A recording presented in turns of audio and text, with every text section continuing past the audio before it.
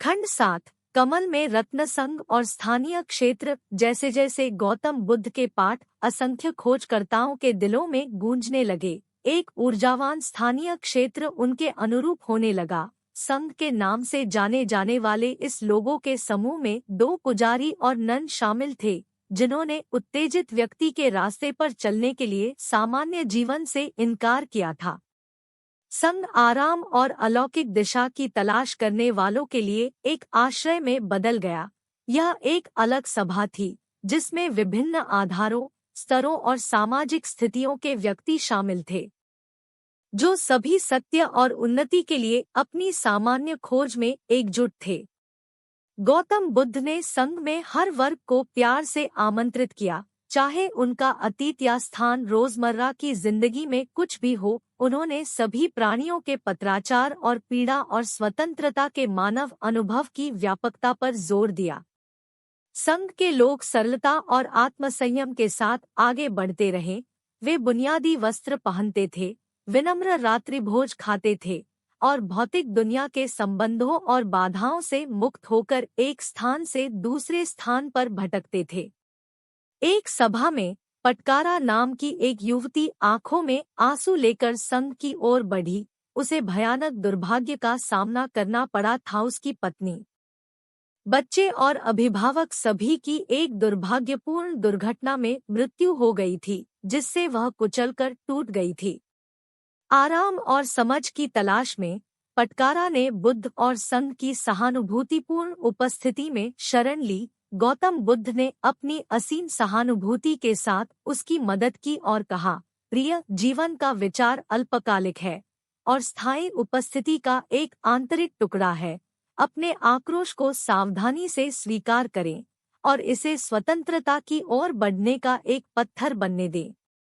उन्होंने अतीत से चिपके रहने और भविष्य से डरने के बजाय अभी सुलह की भावना की खोज करने के महत्व के बारे में बात की। पटकारा ने बुद्ध के शब्दों को स्वीकार किया और संघ के संगठन में उन्होंने सुधार की दिशा में अपनी यात्रा में ताकत और आराम का पता लगाया। संघ ने न केवल दुख के बीच लोगों को मदद और सांत्वना दी, बल्कि जनता की नजरों में सकारात्मक बदलाव के लिए एक मजबूत शक्ति बन गया। संघ वर्ग के व्यक्तियों ने प्रशासन और सहानुभूति के प्रदर्शन में भाग लिया, भाग्य से बाहर उन लोगों से संपर्क किया और अलौकिक दिशा की पेशकश की। एक समय पर संघ ने भुखमरी और अभाव से तबाह एक शहर को पार कर लिया। नगरवासियों को भोजन और सुरक्षित घर की आवश्यकता थी और उनका दिल निराशा से भरा हुआ था। संघ के पुजारियों और ननों ने सहानुभूति के साथ निवासियों को समायोजित करने के लिए अपनी दयनीय संपत्ति को इकट्ठा किया। उन्होंने अपनी सीधी दावतें साझा की, बेसहारा लोगों को शरण दी और पीटे गए लोगों की मदद की। संघ के बलिदान प्रदर्शनों ने निवासियों की वास्तविक सहनशीलता को कम कर दिया और साथ ही उनकी आत्माओं में विश्वास की एक चमक को प्रज्वलित किया। पुजारियों और ननों की सहानुभूति और उदारता को देखकर स्थानीय लोगों ने एकजुटता और एक जगह होने की भावना महसूस की। एक अपडेट की वे अपनी लड़ाई में अच्छी संगत में थे। एक अन्य मामले में संघ ने युद्ध और क्रूरता से फंसे बच्चों की भीड़ का अनुभव किया। इन निर्दोष आत्माओं को उनके द्वारा देखे गए विकर्षणों से क्षतविक्षत कर दिया गया था और वे असुरक्षा से भरी दुनिया में असहाय रह गए थे। संघ के सहानुभूतिपूर्ण व्यक्तियों ने इन बच्चों को प्रोत्साहित किया, उन्हें प्यार, देखभाल और एक जगह होने की भावना दी। वे प्रशिक्षक और पहरेदार बन गए, जो युवाओं के दिलों का समर्थन करते थे और उन्हें सुधार और विश्वास के रास्ते की ओर निर्देशित करते थे। संघ की गतिविधियों के माध्यम से बच्चों को पता चला कि ग्रह पर अच्छाई और प्रेम है। यहाँ तक कि अस्पष्टता के बीच में भी संघ उनके परिवार में बदल गया और उनके बीच संबंध प्रत्यक्ष संबंधों से ऊपर उठ गए। जैसे जैसे दिन कई महीनों में वर्षों में बदल गए, संघ जीवन से संपर्क करता रहा और नेटवर्क बदलता रहा। उदारता और विचार के उनके प्रदर्शनों का उन सभी के दिलों पर स्थायी प्रभाव पड़ा जिन्होंने उन्हें अनुभव किया। गौतम बुद्ध का संघ को उत्तेजित प्राणियों के एक स्थानीय क्षेत्र के रूप में देखने का दृष्टिकोण सत्य और सहानुभूति के लिए उनकी सामान्य खोज से जुड़कर एक वास्तविकता में बदल गया। संघ स्नेह और गहन उत्तेजना की अभूतपूर्व शक्ति के एक जीवंत उदाहरण के रूप में भर गया। आगे के खंडों में गौतम बुद्ध के जीवन के उदाहरणों की कहानी सामने आती रहेगी, जो उनके पाठों की गहराई और उन लोगों के अस्तित्व पर संघ के महत्वपूर्ण प्रभाव को उजागर करती है जिनसे वे संपर्क करते थे। खंड 7 का पाठा कमल में रत्न संघ और स्थानीय क्षेत्र।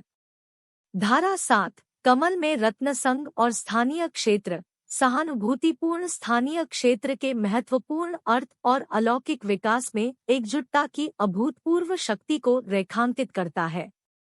संघ के विकास के माध्यम से हम आराम और अलौकिक दिशा देने में एक मजबूत और व्यापक स्थानीय क्षेत्र के मूल्य से परिचित हो जाते हैं।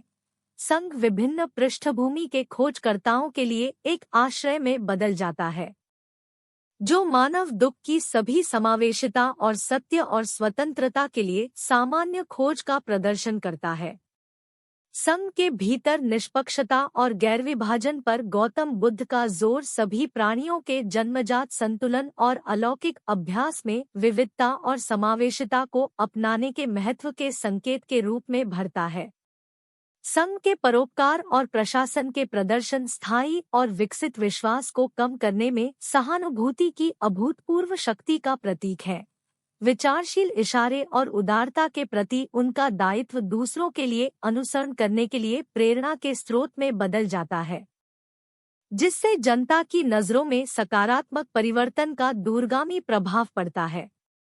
इस खंड में दुर्भाग्य और निराशा का सामना करने वाले लोगों को एक स्थान और परिवार होने की भावना देने में संघ का काम भी है।